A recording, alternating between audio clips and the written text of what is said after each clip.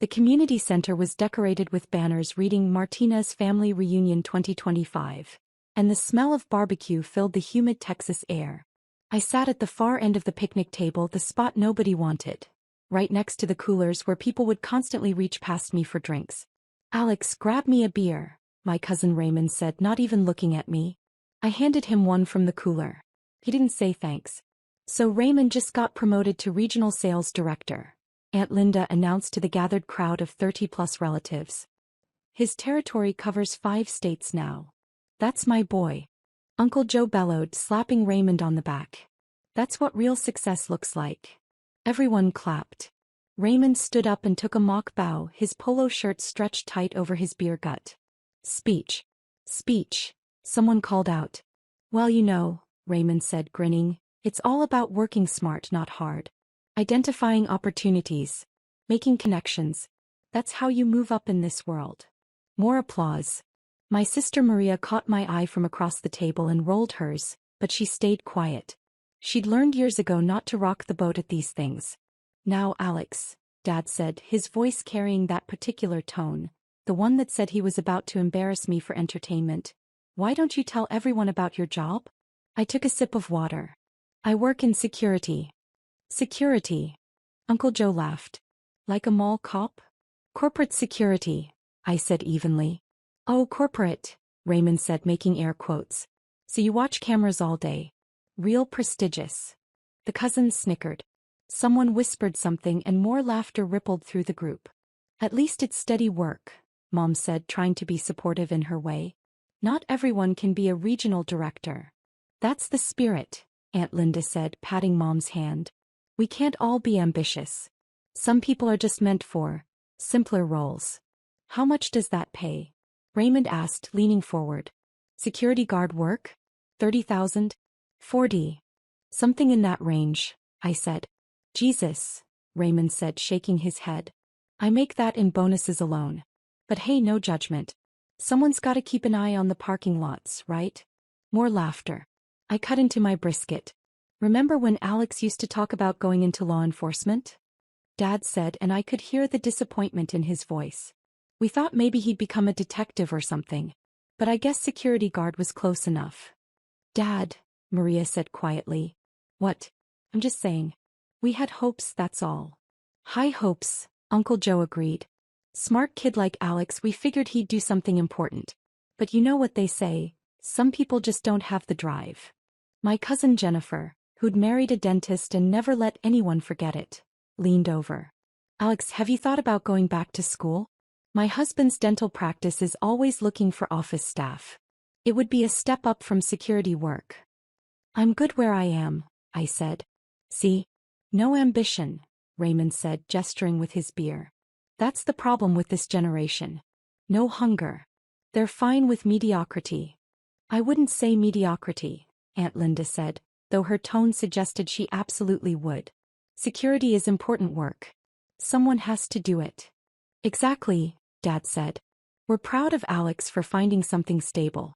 Even if it's not glamorous." My secure phone, the encrypted one they assumed was just my regular cell, buzzed in my pocket. I ignored it. "The thing about real success," Raymond continued on his 3rd beer now, "is that it requires vision. The ability to make decisions that impact hundreds, thousands of people." He looked at me. "No offense, Alex, but watching cameras doesn't exactly develop those skills." "None taken," I said. "I mean, when I close a deal, I'm affecting supply chains across entire regions. Jobs. Livelihoods. That's responsibility." He puffed out his chest. "That's what separates the leaders from the followers." My phone buzzed again. Then a 3rd time in quick succession. "Popular tonight," Jennifer smirked. "Is your supervisor calling? Did someone try to steal a laptop?" Laughter around the table. I pulled out my phone. 7 missed calls. 15 texts. All marked urgent. Level 1. "Excuse me," I said, standing. "Uh-oh, security emergency," Raymond said in a mock serious tone. "Someone probably parked in the wrong spot." More laughter. I walked away from the table toward the parking lot and answered the call back. "Deputy Director Martinez," a tense voice said immediately. It was Sarah Chin, my assistant director. We have a level 1 situation. Multiple terrorist cells activated simultaneously. The director needs you at command immediately. My entire body went cold. How many cells? 17 confirmed. Coordinated attacks planned for major metropolitan areas. NSA intercepted the communications 20 minutes ago. We've got 2 hours, maybe less. Where's the director? In the air, returning from Brussels. He's 40 minutes out. He's ordering you to take command until he arrives. The entire Joint Task Force is assembling now. FBI, CIA, DHS, NSA, DoD. They're waiting for your authorization to move. I looked back at the picnic tables. My family was laughing, eating, completely oblivious. How credible is the threat? 97% confidence. Alex, this is real. We need you now. Bring them here, I said. Sir. My family's reunion. Valley View Community Center, Austin. Bring the entire command structure here. We'll run it from the parking lot. Boss. Deputy Director, are you certain? We don't have time for me to drive to the field office. Set up a mobile command center. Full communications suite. Get me video links to all field offices and agency heads. 30 minutes. Sir. Mobilizing now. I hung up and walked back to the table. Everyone was deep in conversation except Maria, who was watching me with a concerned expression. Everything okay? She mouthed. I nodded and sat down. Raymond was in the middle of another story. So I told the client, you want quality? You pay for quality. That's the kind of tough negotiation that closes deals. You have to be willing to walk away. That's real business acumen, Uncle Joe said admiringly. It's about leverage, Raymond continued. Understanding power dynamics. Knowing when you have the upper hand. He glanced at me. Stuff you don't really learn watching security monitors. Probably not, I agreed. My phone buzzed. Sarah, 20 minutes out. Full tactical team. Satellite uplinks. Every agency head is standing by. You gonna answer that? Dad asked, annoyed. Can't you just enjoy family time? Work is calling, I said simply. On a Saturday? Aunt Linda's kid. That's what happens in those low-level positions. No respect for your personal time. When you're actually in charge, Raymond said, people wait for you. They don't call you on weekends demanding you handle every little crisis. My phone rang. I answered it on speaker before anyone could comment. Martinez. Deputy Director, this is General Hammond at the Pentagon. His voice was crisp, military precise. We have F-16s ready to scramble for aerial surveillance of the target zones, but we need your authorization to move them into position. The table went silent. Raymond's beer stopped halfway to his mouth. General, what's the current threat assessment? Asked my voice calm. 17 simultaneous targets. Major cities. Our best window for intervention is the next 90 minutes. After that, the cells go dark and we lose them. Authorization granted. Move the aircraft into position but maintain holding pattern until I give the word. I don't want to spook the targets before we have all teams in place. Understood, Deputy Director. Standing by. I hung up. You could have heard a pin drop. Deputy Director? Dad said weakly. My phone rang again. I answered. Martinez. Sir, this is Director Williams. The FBI director's voice was tight with stress. I'm 25 minutes from landing.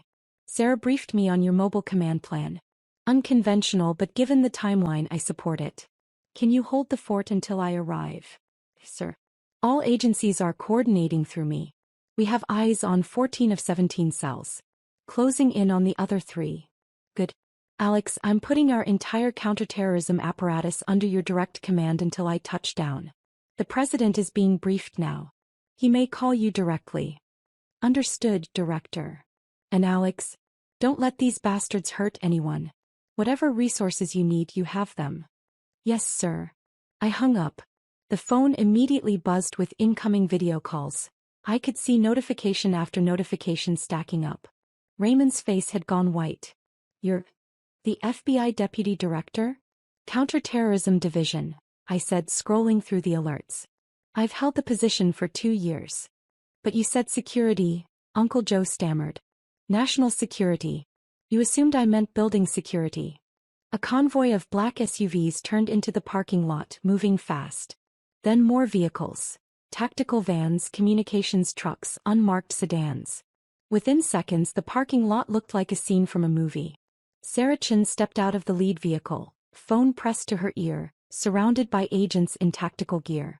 She was 50 years old, 25 years with the Bureau, and one of the sharpest minds in counterterrorism. Behind her, a team was already setting up a mobile command center. Satellite dishes deploying, screens flickering to life, dozens of personnel moving with practiced efficiency. "Deputy Director," Sarah said, approaching the picnic area. She handed me a tablet. "Current status. 14 cells located and under surveillance. SWAT teams in position at each location. CIA has identified the funding source. NSA has the communication intercepts. Everyone's waiting for your go order." I scanned the tablet. 14 different cities. 17 terrorist cells. Hundreds of potential casualties if we failed. "Where are the missing 3 cells?" I asked. "Chicago, Seattle, and Miami. We have partial intelligence but no confirmed locations yet." "How long until we lose the window?" 75 minutes, sir." I looked at the data, my mind racing through scenarios, probabilities, risks. Around me, my family sat frozen, forks suspended in midair, mouths open. "Pull up the tactical maps," I said to Sarah. "I want real-time feeds from all 14 locations." "Yes, sir." She snapped her fingers and 2 agents brought over portable screens, setting them up on the picnic tables, right where the potato salad had been moments before. The screens came alive with aerial views, street cameras, building schematics. Each one showed FBI tactical teams in position waiting. My secure phone rang. I answered. "Martinez." "Deputy Director, this is CIA Director Reeves.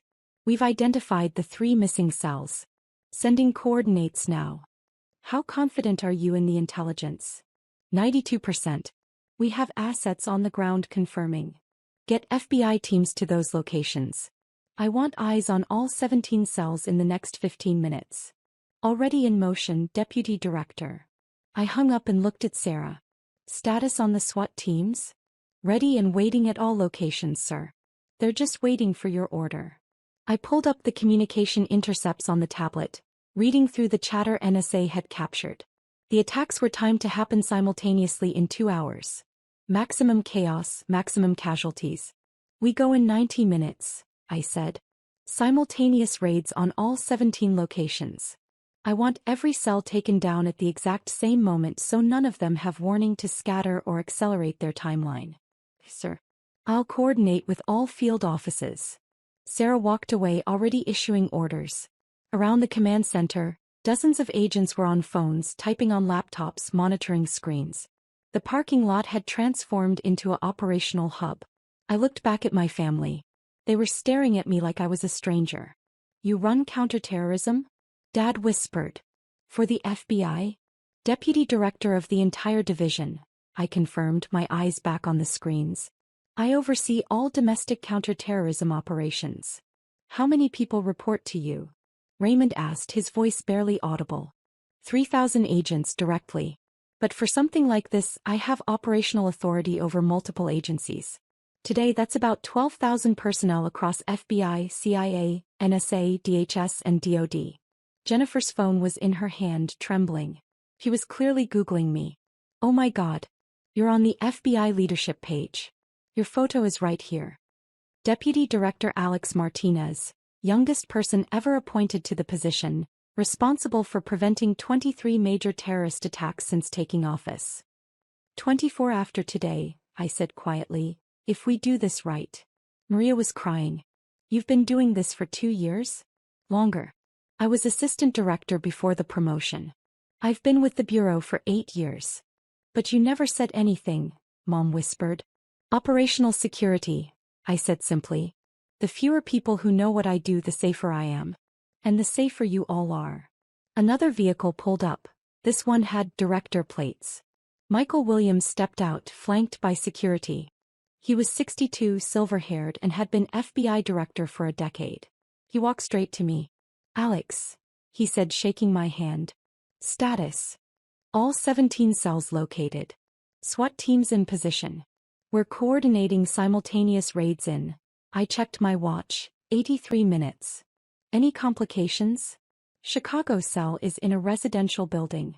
Higher risk of civilian casualties. I've ordered tactical to use non-lethal entry protocols. Good call. Williams looked around at my family, still frozen at the picnic tables. I'm interrupting a reunion? You're saving lives, sir. The reunion can wait. Williams smiled slightly. That's why you're my deputy director. He turned to Sarah. I'm here to support, but Deputy Director Martinez has operational command. Everything goes through him. Yes, sir, Sarah said. Williams looked at my father. You must be very proud of your son, Mr. Martinez. Dad couldn't form words. Alex is the finest counterterrorism officer I've ever worked with, Williams continued. He's saved more lives than any of us will ever know. The president personally requested him for this position. He walked toward the command center, leaving my family in stunned silence. My secure phone rang again. Martinez. Deputy Director, this is the White House Situation Room. The president wants a brief. Put him through. A click then. Alex, it's President Morrison. Michael tells me you have all 17 cells located. Yes, Mr. President. We're executing simultaneous raids in 80 minutes. Confidence level? High, sir. We have solid intelligence and overwhelming tactical advantage. Any risk to civilians? We've minimized it as much as possible. One cell is in a residential area, but we're using specialized entry protocols. I trust your judgment, Alex. You've never let us down before. Thank you, Mr. President. One more thing. Congress is briefing on this Monday. I want you there to walk them through how we identified and neutralized the threat. I'll be there, sir. Good luck, Deputy Director. The country is counting on you. The call ended. I looked at the screens. Every cell was now under active surveillance. Every tactical team was in position. 12,000 personnel were waiting for my order. Raymond stood up slowly, his face pale. You just talked to the president. Part of the job, I said, not looking away from the screens. The President of the United States knows your name. He appointed me personally to this position. Oh God, Aunt Linda whispered.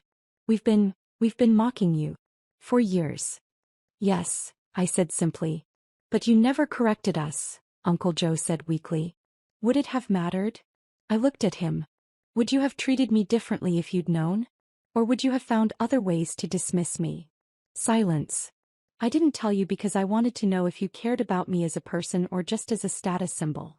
I turned back to the screens. How I know. Sarah approached. Deputy Director, all teams are synchronized. Awaiting your order. I checked the timeline. Everything was aligned. The cells had no idea we were watching. The tactical teams were ready. The window was perfect. Status on the Chicago residential situation? I asked.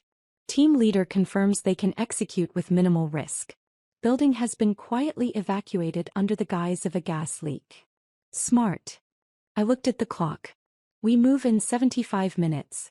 Everyone stays on high alert until then. Yes, sir. For the next hour, I coordinated the largest simultaneous counterterrorism operation in U.S. history. From a parking lot in Austin, Texas, while my family watched in silence. I spoke with field agents in New York, Los Angeles, Chicago, Seattle, Houston, Miami, and 11 other cities. I reviewed tactical approaches, approved contingency plans, coordinated with local law enforcement. Every decision flowed through me. Director Williams stood beside me, occasionally offering input, but mostly letting me run the operation. You're doing excellent work, Alex, he said quietly during a brief lull. Thank you, sir. Your family seems shocked. They thought I was a mall security guard. Williams raised an eyebrow. A mall security guard who has the president on speed dial? They never asked what I actually did. Their loss, Williams said. You're one of the finest officers I've ever had the privilege of working with. The clock hit the final minute. All teams were in position. All communications were live. 17 simultaneous raids, perfectly coordinated across 12 time zones. All teams, I said into the command radio. This is Deputy Director Martinez. On my mark, you are authorized to proceed. We move in 3, 1. Execute. Execute. Execute. On the screens, 17 tactical teams moved simultaneously. Doors breached. Flashbangs deployed. Within seconds, all 17 terrorist cells were in custody. Not a single shot fired. 0 civilian casualties. All teams reporting successful apprehension, Sarah said, her voice tight with relief. Sir, we got them. All of them. Director Williams clapped me on the shoulder. Outstanding work, Deputy Director. Reports flooded in. 17 cells neutralized. 43 terrorists in custody. Weapons seized. Attack plots disrupted. Potentially thousands of lives saved. I let out a breath I didn't know I'd been holding. Ladies and gentlemen, I said to the command center, exceptional work. Sarah, coordinate with field offices for processing. I want full debriefs from every team leader within 24 hours. Yes, sir. I turned to Williams. Sir, I'll have the full operational report on your desk by tomorrow morning. Take Sunday off, Alex. You've earned it. With respect, sir, I'd rather finish the paperwork while it's fresh. Williams smiled. That's why you're my deputy director. But seriously, take the evening. Spend time with your family. I looked at my family still sitting at the picnic tables looking shell-shocked. I'm not sure they want my company right now, sir. Then they're fools, Williams said bluntly. He raised his voice. Ladies and gentlemen, your son and brother just saved thousands of American lives. You should be honored to know him. He walked to his vehicle, leaving me standing there. The command center began packing up. Within 30 minutes, the parking lot was clearing out. Sarah was the last to leave. Hell of a way to spend a family reunion, sir, she said. Could have been worse. True. We could have failed. She smiled. Good night, Deputy Director. And for what it's worth, your family doesn't deserve you. Good night, Sarah. Her vehicle drove away and suddenly it was just me and my family again. The parking lot was empty. The picnic tables were scattered with cold food and abandoned plates. Raymond stood up first. Alex, I don't even know what to say. That's a first, I said. We were so wrong about you. All of us. For years. Yes, you were. Can we? Dad started then stopped. Can we start over? Can you forgive us? I looked at each of them. Dad, Mom, Uncle Joe, Aunt Linda, Raymond, Jennifer, all the cousins who'd laughed at me. All the relatives who'd assumed I was a failure. I don't know, I said honestly. You spent years mocking me. Years assuming the worst. Not once did any of you ask what I actually did. You just decided I was mediocre and treated me accordingly. But we didn't know, Mom said, tears streaming down her face. That's exactly the point, Mom. You didn't know and you didn't care to find out. You just assumed. We're sorry, Maria said quietly. She was the only one who'd never mocked me. For what it's worth, I always knew you were doing something important. You had that look, like you were carrying something heavy. You should have said something, I told her gently. Would you have told me if I'd asked? I considered that. Probably not. Operational security. Then I'm just glad I know now. He hugged me. I'm so proud of you, Hermano. I hugged her back. The others stood there uncertain. Alex, Raymond said, I said terrible things. About you being mediocre. About having no ambition. I was so wrong. Yes, you were. Can I make it up to you? I looked at him. Raymond, you're a regional sales director. I run counterterrorism for the entire country. We operate at different levels. I don't need anything from you. He flinched like I'd hit him. That's not meant to be cruel, I continued. It's just reality. You all spent years comparing yourselves to me and finding me wanting. Now you know the truth and suddenly you want a relationship. But nothing has changed except your perception. Everything has changed, Dad said. We see you now. Really see you. Do you? I asked. Or do you just see my title? No one had an answer. I need to think about this, I said. About whether I want to maintain relationships with people who only valued me once they learned I was successful. Please don't shut us out, Mom begged. I'm not. I'm just taking time. I checked my watch. I have debriefs to conduct and reports to file. Thank you for the reunion. I walked to my car, a modest Ford because despite my salary I'd never seen the point in flashy vehicles. My family watched me leave standing in the parking lot where an hour ago I'd coordinated the largest counterterrorism operation of the decade. My phone rang as I drove away. The Deputy Director, NSA just confirmed we caught 2 additional suspects in the intelligence sweep. The threat is completely neutralized. Excellent work, Sarah. Sir, the director asked me to tell you. The president wants you at the White House tomorrow for a commendation ceremony. Of course he does, I said, smiling slightly. Also, CNN is already running the story. FBI disrupts major terror plot. You're going to be on the news. Send the media requests to public affairs. I don't do interviews. Already done, sir. Oh, and Deputy Director? Your family is probably Googling you right now. Let them. I hung up and drove home to my apartment in downtown Austin. A normal middle-class apartment because I'd never needed anything fancy. I poured myself a whiskey and sat on my balcony, looking out over the city I'd just helped protect. My phone lit up with texts. Raymond, Jennifer, Uncle Joe, Dad. All of them apologizing, begging for another chance.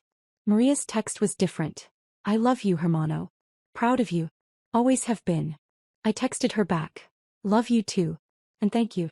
The others I left unanswered. Maybe someday I'd forgive them. Maybe someday we'd rebuild those relationships. But tonight I was going to sit here and enjoy the quiet knowledge that I'd saved thousands of lives while they'd laughed at me for watching cameras. Tomorrow I'd go to the White House and receive a commendation from the president. I'd brief Congress on the operation. I'd coordinate with international partners on the investigation. But tonight I was just Alex Martinez sitting on my balcony, knowing that I'd done my job well. My phone rang one last time. Director Williams. Alex, I just got off the phone with the president. He's recommending you for the Presidential Medal of Freedom. Sir, that's not necessary. It absolutely is. What you did today was extraordinary. You saved thousands of lives and coordinated the most complex counterterrorism operation in Bureau history. Take the win, Deputy Director. Yes, sir. And Alex, your family called the FBI Public Affairs Office, asking for confirmation that you're really the Deputy Director. What did you tell them? I told them the truth, that you're the finest counterterrorism officer in the country, and they're lucky to be related to you. I smiled. Thank you, sir. Get some rest. Tomorrow's going to be a long day. I hung up and took another sip of whiskey. Somewhere across the city my family was probably still processing everything. Still reading articles about me. Still trying to understand how they'd been so completely wrong. But I wasn't thinking about them anymore. I was thinking about the 43 terrorists in custody. The thousands of potential victims who'd never know how close they came to disaster. The 12,000 personnel who'd worked together flawlessly to stop an unprecedented threat. And I was thinking about tomorrow and the next crisis and all the work still to be done. Because that's what deputy directors do. We protect people. We save lives. We operate in the shadows while others take credit. And sometimes, just sometimes, the people who underestimated us learn the truth. The view from the top of the FBI wasn't half bad. And I'd earned every inch of it.